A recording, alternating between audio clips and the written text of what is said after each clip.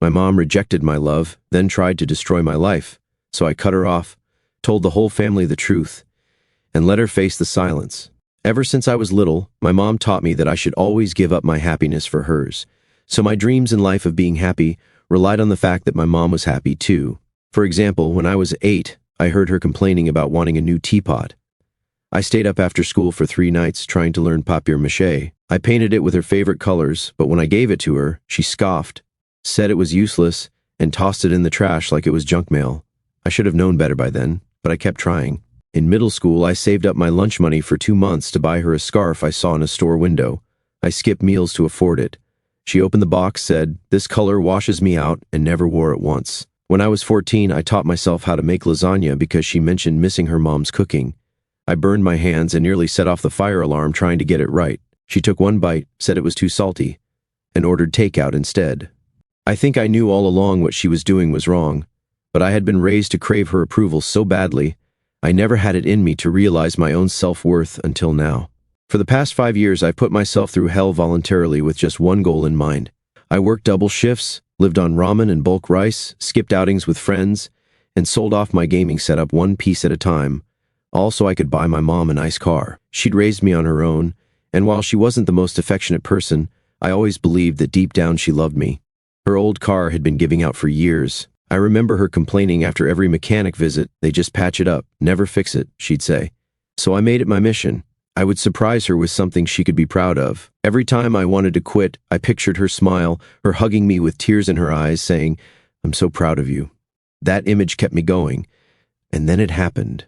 After saving for years, I bought a clean, used Toyota Camry, low mileage, reliable, paid in full. I even had it detailed before delivery. I pulled into her driveway with a giant red bow strapped to the hood. I texted her to come outside. "Whose car is that?" she asked. "It's yours. I've been saving for years. I wanted to say thank you." She just stared at it. "It's used?" "Yeah, but it's in great shape. I couldn't afford a brand new one."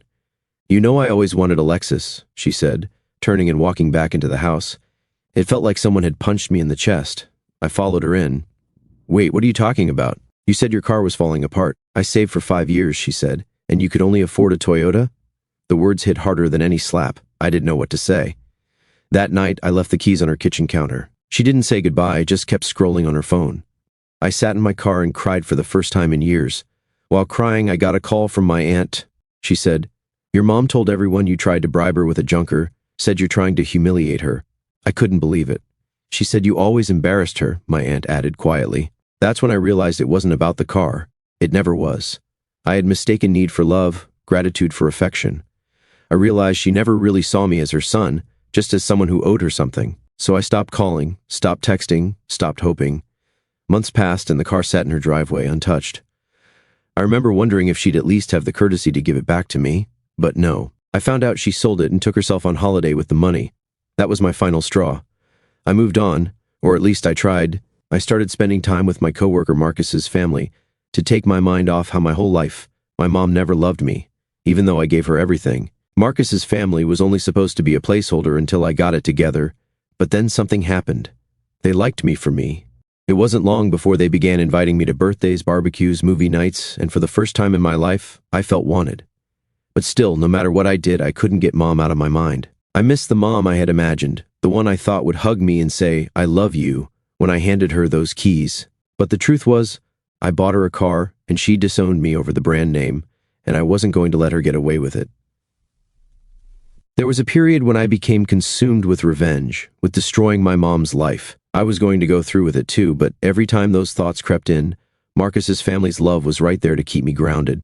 I remember one night, after I fixed their sink, Marcus's mom hugged me and said, "You're part of the family now."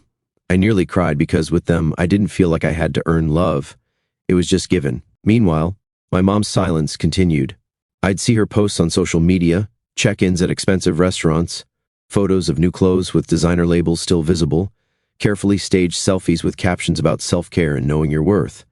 She never mentioned me. It was like I'd never existed. Then, about 3 months after the car incident, I ran into my cousin Alex at the grocery store. We hadn't talked much since high school. He'd always been closer to my mom than to me, oddly enough. He gave me this weird look, somewhere between pity and disgust. "So, you just abandoned her, huh?" he said, blocking my cart in the cereal aisle. I had no idea what he was talking about. I told him as much. Aunt Karen says you stopped calling her, stopped coming around, says you got mad because she didn't want your charity. He shook his head. Cold, man, really cold. I stood there, box of store-brand cornflakes in hand, completely stunned.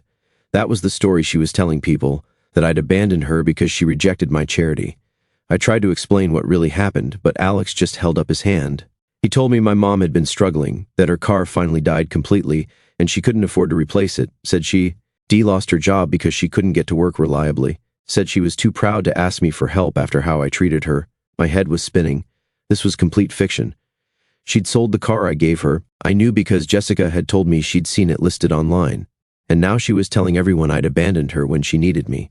I went home and tried to process it all. Part of me wanted to call her out, to set the record straight with everyone, but another part of me knew it wouldn't matter. She'd been rewriting our history for years, casting herself as the struggling single mom with the ungrateful son. People believed what they wanted to believe, so I decided to just move on. I focused on my job, on my classes, on my new surrogate family with Marcus and Patricia. I even started dating again. Nothing serious, just coffee with a coworker named Morgan who worked in shipping. Life was slowly getting better. Then, about 6 months after the car incident, I got a text from my mom, just 2 words, need help. I stared at my phone for a long time. Part of me wanted to ignore it, to protect myself from whatever new disappointment was coming, but another part, the part that still remembered being a little kid who just wanted his mom's approval, couldn't ignore it. I called her. No answer. I texted back asking what she needed. No response. After an hour of silence, I started to worry. What if she was really in trouble? What if she was hurt? I drove to her apartment. It was a new place she'd moved to about a year ago, in a better neighborhood, though the rent was higher. When I got there, I knocked on the door. No answer. I was about to leave when I heard movement inside. Mom! I called through the door. It's me. Are you okay? The door opened, and there she was, not hurt, not in distress, perfectly fine in designer jeans and a silk blouse I'd never seen before. Her hair was freshly colored, her nails professionally done. Oh good, you're here, she said, turning away and walking back inside, leaving the door open for me to follow. I need you to set up my new TV. The delivery guys just left it in the box. I stood in the doorway, stunned. This was the emergency? Setting up a TV? I should have left, I know that now, but I went inside, still conditioned to seek her approval.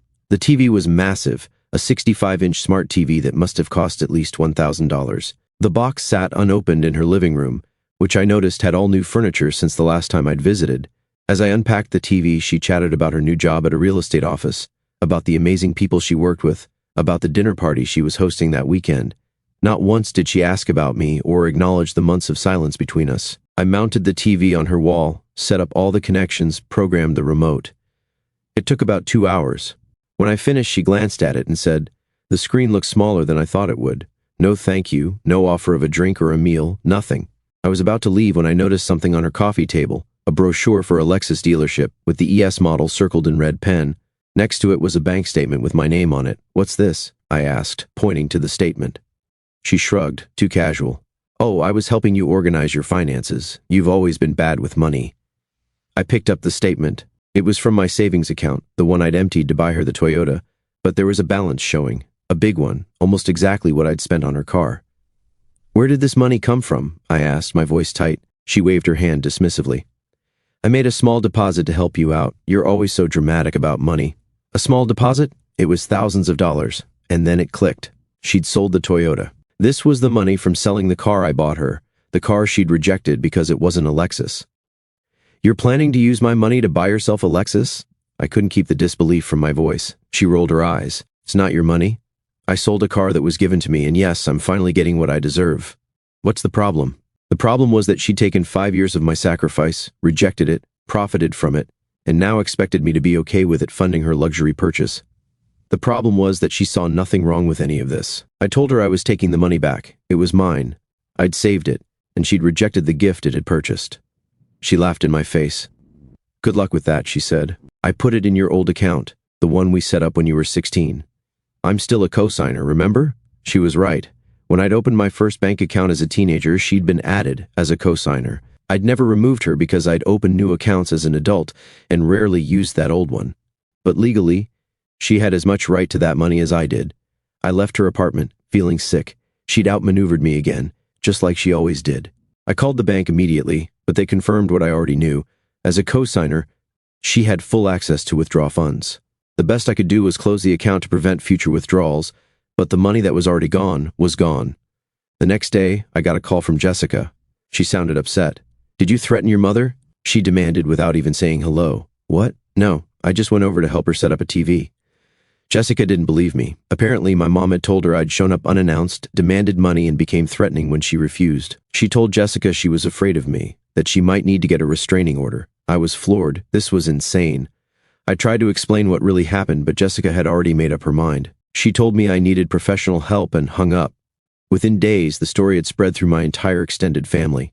Cousins I hadn't spoken to in years were sending me angry texts. An uncle I barely knew called to tell me he was disappointed in me. Even my grandfather, who lived in a nursing home 3 states away, somehow heard and left a voicemail saying I should be ashamed of myself. I felt like I was losing my mind. How was this happening? How was I the villain in this story? Marcus noticed something was wrong. I'd been distracted at work, making careless mistakes I never would have made before. He pulled me aside one afternoon and asked what was going on. I hesitated. I'd never really talked about my mom with him beyond vague generalities, but I was at my breaking point, so I told him everything: the years of saving, the car, her rejection, the money, the lies she was spreading. I expected him to think I was exaggerating or being dramatic. Instead, he nodded slowly, his expression serious. "My ex-wife was like that," he said quietly. "Everything was always someone else's fault. Reality was whatever she decided it was that day." He put his hand on my shoulder. "You're dealing with a narcissist, son, and the only way to win is not to play." That night, I researched narcissistic personality traits. It was like reading a detailed description of my mother: the constant need for admiration, the lack of empathy, the manipulation, the inability to accept criticism, the tendency to exploit others. It all fit. I also learned about something called flying monkeys, people the narcissist recruits to do their bidding, often unwittingly.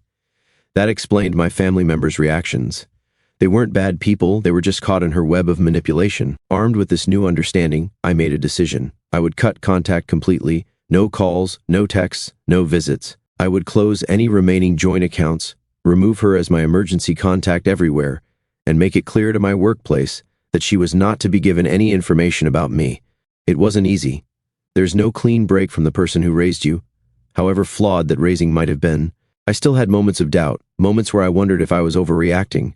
But then I'd remember the look on her face when she dismissed 5 years of my sacrifice because the car wasn't expensive enough.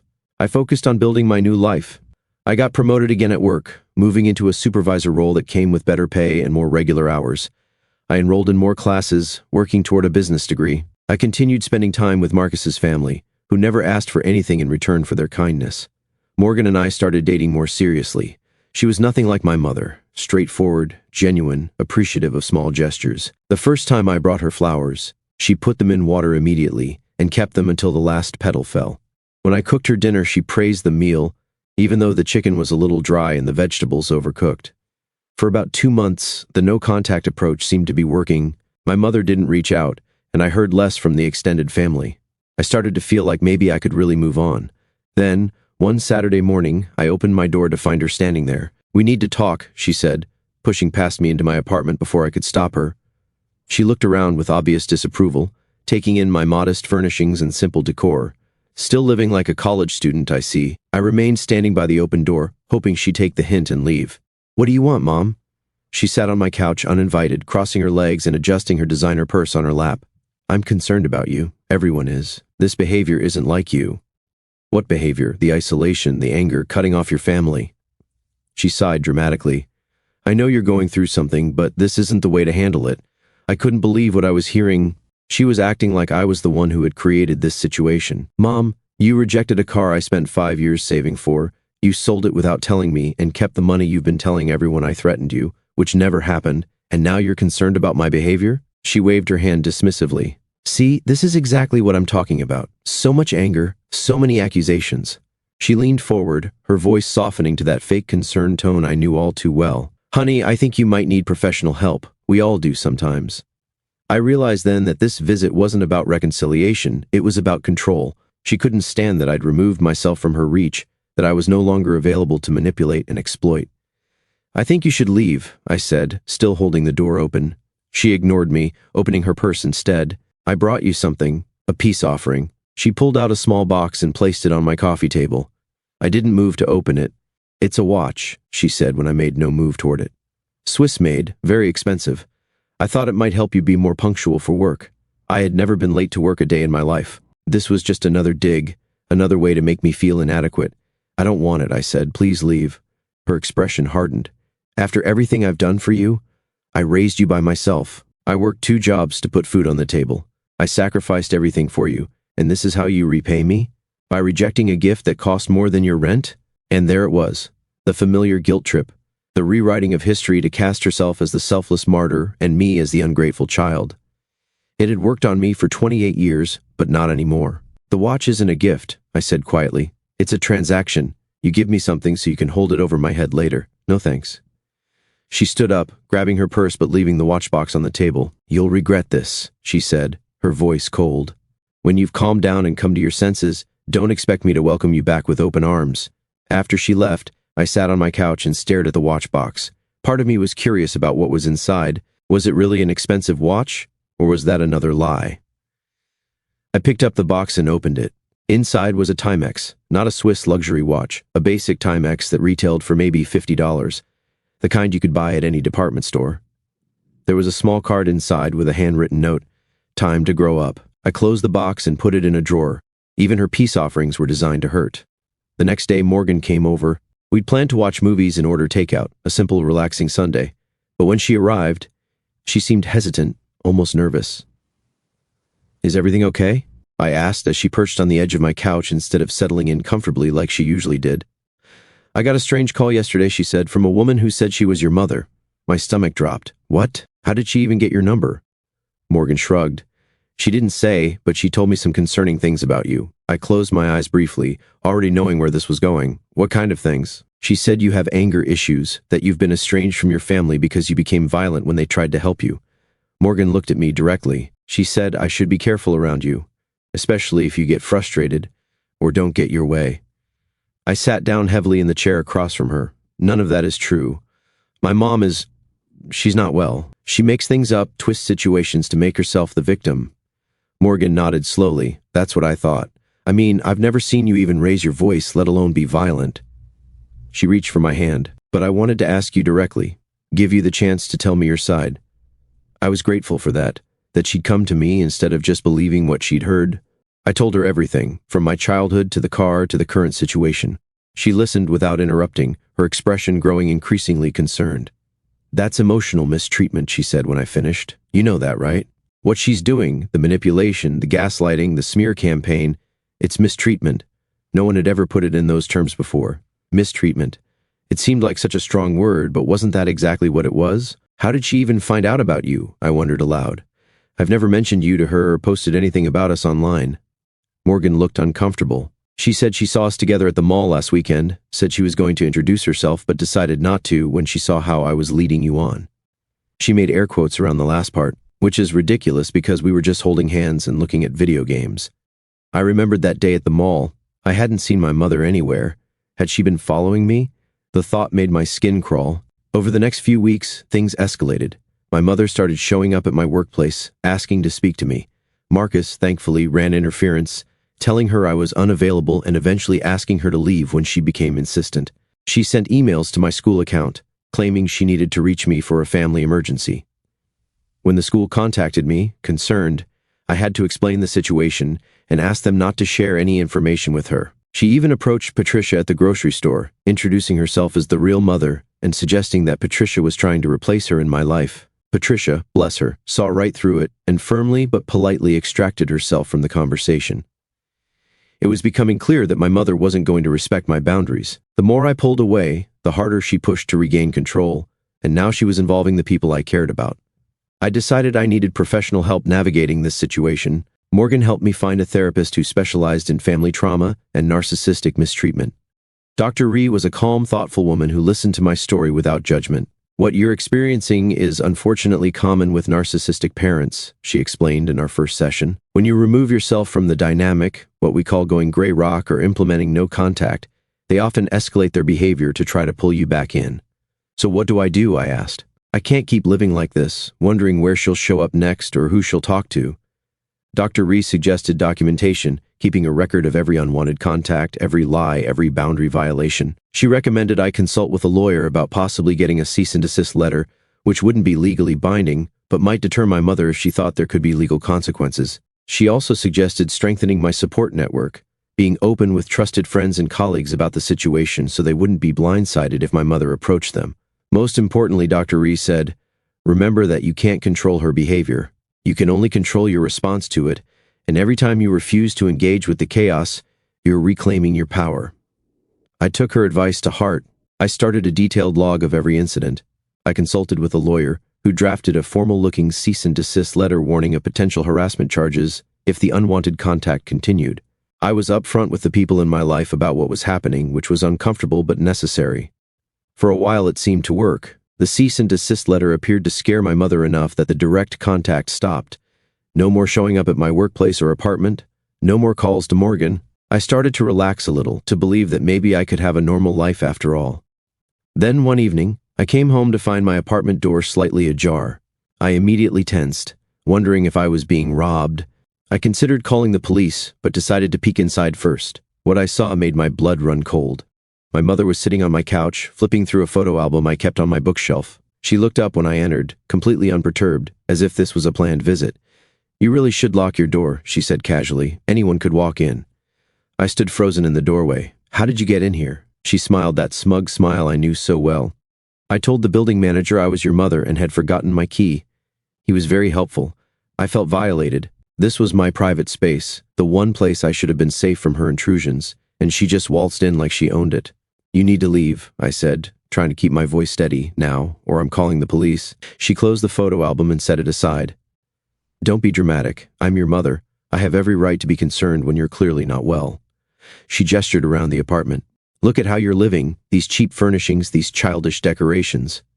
She was referring to the Star Wars poster Morgan had given me for my birthday. It's not normal for a man your age. I pulled out my phone. I'm calling the police. She stood up suddenly. All business. Fine, but before you do, you should know I've been talking to your landlord. Did you know your lease prohibits long-term guests? Apparently that girlfriend of yours has been staying over quite a bit, 3 nights last week alone. How did she know that? Had she been watching my apartment? That's none of your business, I said, my finger hovering over the dial button. Maybe not, but it is your landlord's business, and he seemed very interested when I mentioned it. She picked up her purse. I'd hate for you to lose your apartment over something so trivial. She was threatening me, using information she shouldn't have had to try to control me again. I felt a surge of anger unlike anything I'd experienced before. Get out, I said, my voice low and dangerous. Get out and don't come back. Don't contact me, don't contact my friends, don't contact my work. If you do, I will file for a restraining order. I will tell everyone exactly what kind of person you really are. I will make sure every family member, every friend, every acquaintance knows the truth. She looked startled by my vehemence. For a moment, I saw uncertainty in her eyes. Then her expression hardened. You ungrateful little... She cut herself off, visibly composing herself. Fine, have it your way, but don't come crying to me when your life falls apart without me in it. She brushed past me and out the door. I closed it behind her, locked it, and then slid down to sit on the floor, my back against the door, my heart racing. I called Morgan immediately, then Marcus. I needed to warn them that my mother might escalate further. They both offered to come over, but I said I just needed some time alone to process what had happened. After they hung up, I sat in my quiet apartment, looking at the photo album my mother had been going through. It contained pictures from my childhood, school photos, birthday parties, holiday gatherings. Looking at them now, I noticed something I hadn't before. In almost every picture, my mother was positioned front and center, with me off to the side or partially cropped out. Even in my own childhood photos, I was a supporting character in her story. The next morning, I called my landlord. I explained that someone claiming to be my mother had entered my apartment without permission and was now threatening to make false claims about my tenancy. To my relief, he was understanding. He confirmed that Morgan's occasional overnight stays weren't a lease violation and promised to alert the building manager not to let anyone into my apartment without my explicit approval. I also filed a police report about the break-in. The officer who took my statement seemed skeptical at first. After all, it was my mother, not a random intruder. But when I showed him the cease and desist letter and explained the pattern of harassment, he took it more seriously. He said they couldn't do much based on a single incident, but the report would establish a paper trail if things continued or escalated. For the next few days, I was on high alert, jumping at every noise, checking my locks multiple times before bed. I installed a doorbell camera and additional locks on my door. I varied my routes to work and school, watching for signs that I was being followed. A week passed with no contact from my mother, then 2 weeks. I started to hope that maybe, finally, she had gotten the message. Then I got a call from Jessica. Her tone was different this time, hesitant, almost apologetic. "I think I might have been wrong about some things," she said after an awkward greeting. "Your mom, she's been saying some things that don't add up." I waited, not wanting to interrupt whatever realization she was having. "She told me you threatened to have her committed to a mental institution if she didn't give you money. But then she told your cousin William that you were trying to steal her house, and she told your grandfather that you joined a cult and were being brainwashed against the family." Jessica paused. "They can't all be true, right?" "None of them are true," I said quietly. There was a long silence on the other end of the line. "I think I owe you an apology," she finally said. "I should have listened to your side before jumping to conclusions." It wasn't a full acknowledgement of how her actions had hurt me, but it was a start.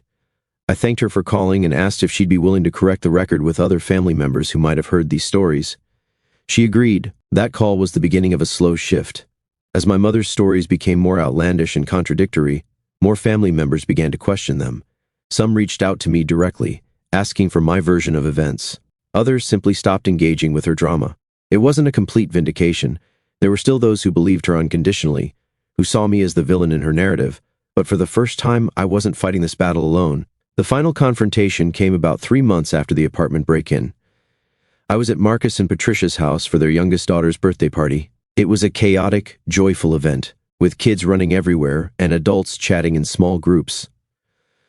I was helping Richard man the grill when I saw her. My mother was walking up the driveway dressed inappropriately formally for a backyard children's party, carrying a large wrapped gift. My first instinct was panic. What was she doing here? How had she even known about the party? Before I could react, Marcus intercepted her. I couldn't hear their conversation, but I could see his body language, firm but not aggressive, blocking her path to the backyard where the children were playing. She tried to step around him, but he moved with her, maintaining the barrier. Patricia noticed what was happening and quickly moved to Marcus's side. Together they formed a united front. My mother's voice rose, becoming audible even from where I stood. "I have every right to be here. I'm his mother."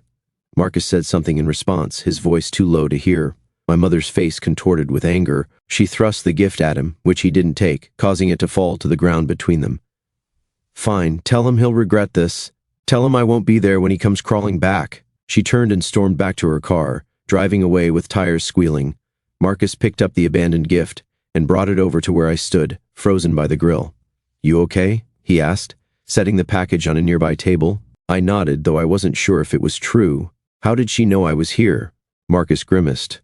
"She called Patricia yesterday, pretending to be from your work, said there was an emergency and she needed to reach you immediately." Patricia mentioned the party before realizing something was off. I felt that familiar sickness in my stomach. Would this never end? Would she always find ways to intrude on my life? "What's in the box?" I asked, eyeing the gift warily. "No idea. Want me to open it?" I nodded.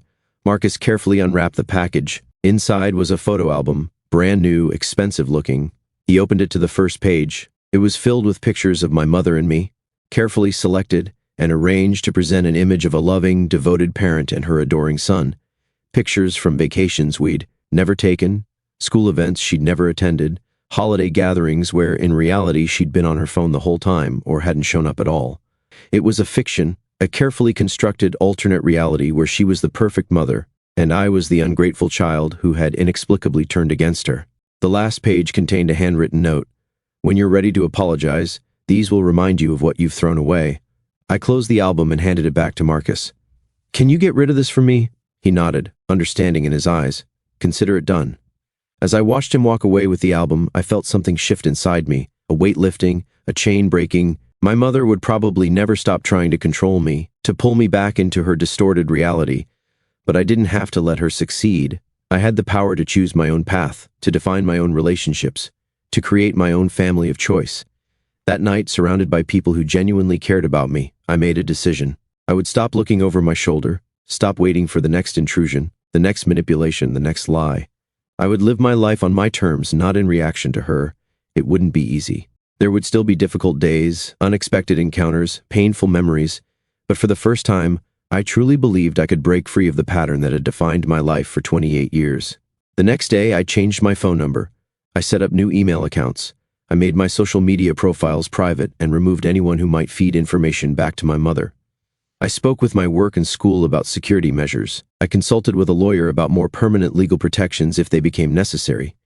It wasn't about hiding, it was about creating boundaries that would allow me to heal and grow without constant disruption. It was about reclaiming my narrative from someone who had tried to write me as a villain in her story. A week later, I received a small package in the mail. There was no return address, but I recognized my Aunt Jessica's handwriting. Inside was a key, the key to the Toyota I had bought for my mother. With it was a note, "Found this in her things. Thought you should have it back. I'm sorry." I held the key in my palm, feeling its weight. It represented so much, my sacrifice, my hope, my disappointment, but it also represented my awakening. If I hadn't bought that car, if my mother hadn't rejected it so cruelly, I might never have seen the truth about our relationship. I might have spent many more years trying to earn love that would never be freely given. I put the key in my desk drawer, not as a reminder of what I'd lost, but as a marker of where my journey to self-respect had begun. I attached the key to my keychain, not because I planned to use it, the Toyota was long gone, but as a reminder. Every time I felt that familiar pull to please my mom, to seek her approval, I'd run my thumb over the ridges of that key. It grounded me. Life got pretty busy after that. I threw myself into work and school, trying to build something for myself instead of for her approval. Marcus noticed the change in me one day after a shift. He pulled me aside. "You seem lighter," he said. "Like you've dropped a 100-pound backpack." He wasn't wrong. Cutting my mom out hurt like hell, but it also felt like finally being able to breathe. I started doing things just because I wanted to.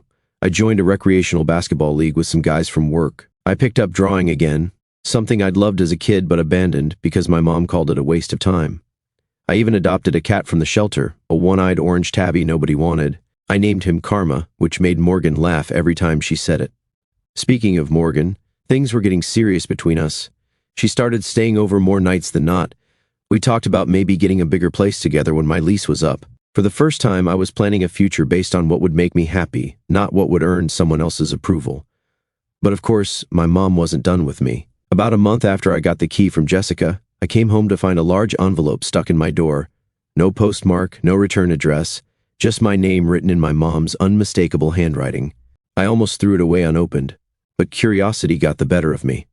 Inside was a stack of medical documents, test results, doctor's notes, appointment confirmations, and a handwritten letter. "I didn't want to tell you this way," it began, "but you've left me no choice. I've been diagnosed with cancer, stage 4. The doctors say I have months, maybe weeks. I know we've had our differences, but I don't want to die with this rift between us. Please call me. This is my last wish." My hands were shaking as I read it. Cancer, stage 4? My mind raced with questions and doubts. Was this real or just another manipulation? I scanned through the medical documents, but they looked legitimate. Hospital letterhead, doctor signatures, detailed test results showing advanced metastatic cancer. I called Morgan in a panic. She came right over and looked through everything with me. "These look real," she said, frowning at a CT scan report. "But something feels off." I knew what she meant. Even if the diagnosis was real, the way my mom had delivered the news, an envelope stuck in my door, dramatic language about last wishes, felt calculated for maximum emotional impact. I decided to call the hospital listed on the documents. After navigating a maze of automated menus, I finally reached a human being. I explained that I was trying to confirm my mother's cancer diagnosis. The woman on the phone politely informed me that they couldn't release any patient information without proper authorization. "I understand," I said, "but can you at least tell me if these documents are legitimate? They have your hospital's letterhead." There was a pause, then, "Sir, our oncology department doesn't use this letterhead anymore. We updated our branding 2 years ago." My stomach dropped. The documents were fake. My mom had fabricated an entire cancer diagnosis to pull me back in. I should have been angry, but mostly, I just felt sad. Sad that she would go to such lengths. Sad that she thought so little of me that she believed I'd fall for this. Sad that our relationship had come to this point. I called Jessica to see if she knew anything about this supposed diagnosis. She sounded genuinely shocked. "Cancer? No, she never mentioned anything like that." Jessica paused, but she did ask to borrow my laptop last week, said hers was being repaired. That explained how she'd created the fake documents. Jessica's husband was a doctor. She probably had access to medical letterhead and examples of test results. I decided not to confront my mom about the fake diagnosis. That would just be playing into her game.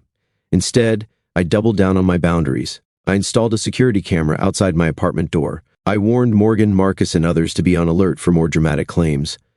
For a few weeks, things were quiet. Too quiet, really.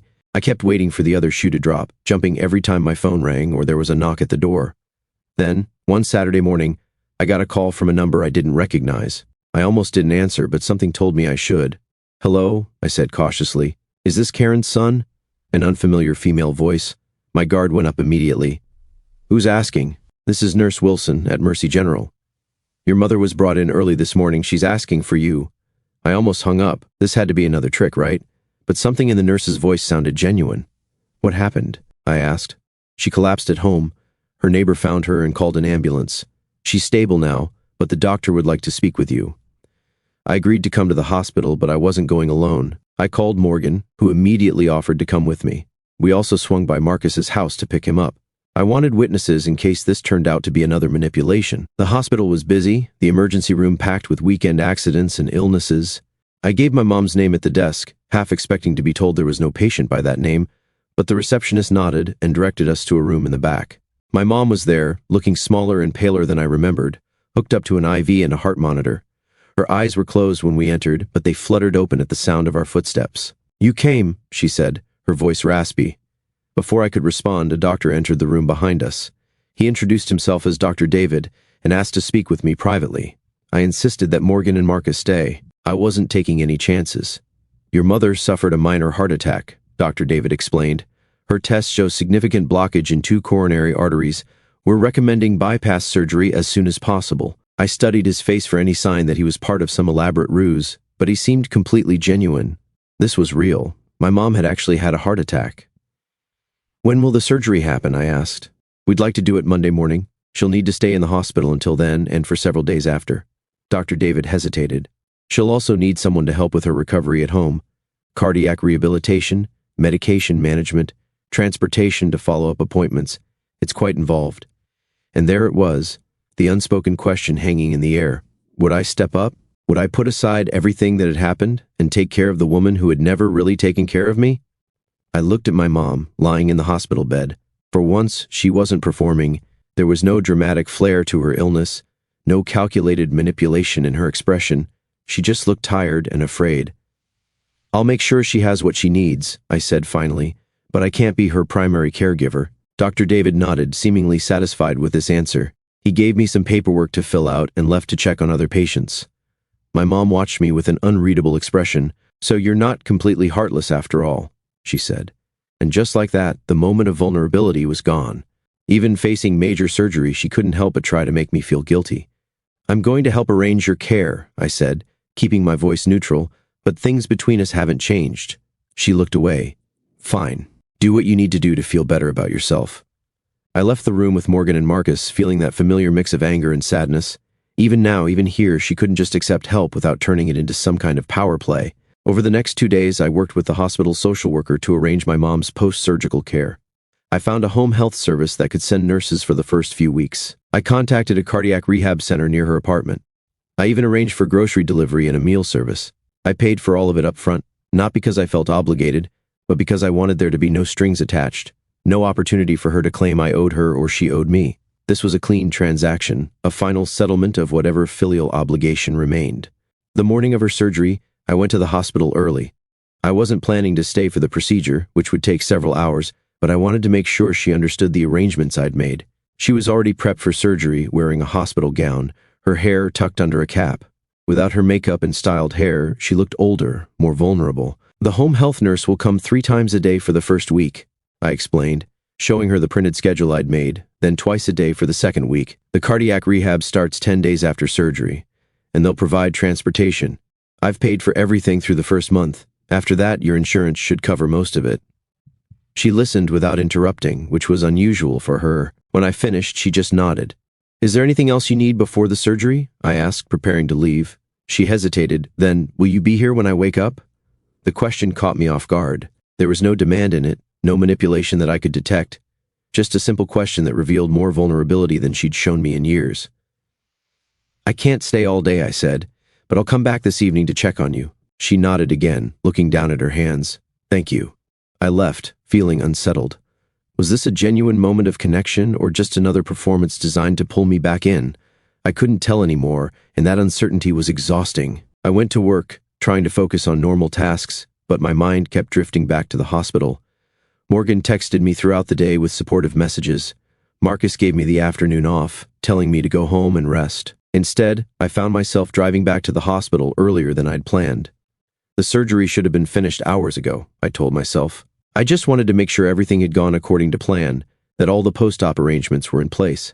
When I reached her room, I paused outside the door. Through the small window, I could see her sleeping, surrounded by machines monitoring her vital signs. She looked small and frail against the white hospital sheets. I entered quietly, not wanting to wake her. A nurse came in to check her vitals and told me the surgery had gone well. "She'll be groggy for a while," she said. "The anesthesia takes time to wear off completely." I sat in the chair beside the bed, planning to stay just a few minutes, but minutes turned into an hour, and still my mom slept. I found myself studying her face, looking for traces of the woman who had read me bedtime stories when I was very small, before everything got so complicated between us. Her eyes fluttered open suddenly, finding mine. For a moment there was confusion, then recognition. "You came back," she said, her voice hoarse from the breathing tube they'd used during surgery. I said I would. She nodded slightly, wincing at the movement. "The car," she said after a moment. "The Toyota. I shouldn't have." She trailed off, either too tired or too proud to finish the thought, but it was the closest thing to an apology I'd ever heard from her. "Get some rest," I said, standing up. "The nurse will be back soon to check on you." I left the hospital feeling strangely hollow. That almost apology, was it genuine or just another manipulation softened by pain medication and post-surgical vulnerability? I couldn't tell, and I wasn't sure it mattered anymore. Over the next few weeks, I checked in regularly with the home health service and the cardiac rehab center. My mom was recovering well physically, though she complained constantly about the restrictions on her diet and activities. The nurses reported that she was challenging but compliant with her medication regimen. I visited once a week, brief, formal visits where I brought groceries or helped with small tasks around her apartment. Our conversations remained superficial: the weather, the news, her recovery progress. We never discussed the past, never mentioned the car or the fake cancer diagnosis or any of the other wounds between us. It was a strange détente, not reconciliation, not forgiveness, but not complete estrangement either. Just two people navigating a complicated relationship one day at a time. Then, about 6 weeks after her surgery, I arrived for my usual visit to find her sitting at her kitchen table with a large envelope in front of her. "I have something for you," she said without preamble. I sat down cautiously, eyeing the envelope. "What is it?" She pushed it toward me. "Open it." Inside was a check, a large one, for exactly the amount I'd spent on the Toyota, and a set of keys I didn't recognize. "The check is to pay you back for the car," she said. "The keys are to my storage unit. There are some things there you might want. Your childhood stuff, some family photos, things I should have given you a long time ago." I stared at the check, then at her. "Why now?" She looked away, her fingers fidgeting with the edge of a placemat. "The heart attack. It makes you think about what you'll leave behind, about regrets." She met my eyes briefly. "I haven't been a good mother to you. I know that now." I didn't know what to say. This admission, so simple, so belated, was something I'd waited my entire life to hear, but it couldn't erase decades of hurt, couldn't instantly rebuild trust that had been broken over and over again. "Thank you for the check," I said finally, "and for the keys. I'll go through the storage unit when I have time." She nodded, seeming to understand that I wasn't ready to offer more than that. "There's one more thing," she said. "I've started seeing someone, a therapist. She specializes in people like me, people like you, narcissists." She said the word with difficulty. That's what she called it. Narcissistic personality disorder. She says it's why I treat people the way I do, why I treated you the way I did. I sat back, genuinely surprised. My mom acknowledging her behavior, putting a name to it, seeking help for it. This was unprecedented. "That's good," I said cautiously. "I hope it helps. It's not an excuse," she added quickly, "for how I've been." The therapist made that very clear. "But it's an explanation, maybe, and she thinks I can learn to be better, with work." I nodded, not trusting myself to speak. Part of me wanted to believe her, to hope that real change was possible. Another part remembered all the times I'd gotten my hopes up before, only to have them crushed. "I'm not asking for forgiveness," she continued when I didn't respond. "I haven't earned that. I'm just letting you know that I'm trying. I appreciate that," I said, and I meant it. Whatever her motivations, whatever the outcome, the effort itself was significant. We sat in silence for a moment, the weight of decades of complicated history between us. "Morgan and I are moving in together," I said finally, changing the subject. "We found a place closer to the university." My mom nodded. "She seems good for you, stable." Coming from her, it was high praise. I stood up, tucking the envelope with the check and keys into my jacket pocket. I should go. I'll let you know when I check out the storage unit. At the door, she called my name. I turned back. I'm proud of you, she said, for the man you've become, despite me, not because of me. The words hit me in the chest, knocking the air from my lungs. How many times had I imagined hearing those words? How many sacrifices had I made trying to earn them? Thank you, I managed to say, then I left, walking to my car on legs that felt unsteady. I sat in the driver's seat for a long time, not starting the engine, just processing what had happened. Those words, I'm proud of you, they were what I'd always wanted, but receiving them now after everything felt complicated, bittersweet. I fingered the key on my keychain, the one to the Toyota that had started this whole journey, then looked at the new keys in the envelope, to the storage unit containing pieces of my past. Maybe someday I'd be ready to fully reconcile with my mom. Maybe her therapy would help her become someone capable of a healthy relationship. Maybe we'd find a way forward that acknowledged the past without being imprisoned by it. Or maybe not. Maybe this fragile truce was the best we could hope for, a relationship with clear boundaries and limited expectations, not the mother-son bond I'd always wanted, but something workable, something that didn't require me to sacrifice my self-worth. Either way, I had people in my life now who loved me without conditions, Marcus and Patricia, who had shown me what family could be, Morgan, who saw me clearly and loved what she saw, even Karma, the one-eyed cat who purred against my leg every morning without asking for anything but breakfast. I started the car and headed home, not to the apartment where I'd spent years saving for a gift that was rejected, but to the new place Morgan and I had chosen together, a place with no history, no painful memories, just possibility. As I drove, I realized something. For 5 years I'd lived on ramen and worked double shifts to buy my mom a car. I'd sacrificed my time, my comfort, my relationships, all for a moment of approval that never came. It had felt like failure at the time, a crushing disappointment. But that disappointment had set me free. It had shown me the truth about our relationship and pushed me to build a life based on what I wanted, not what might earn her love.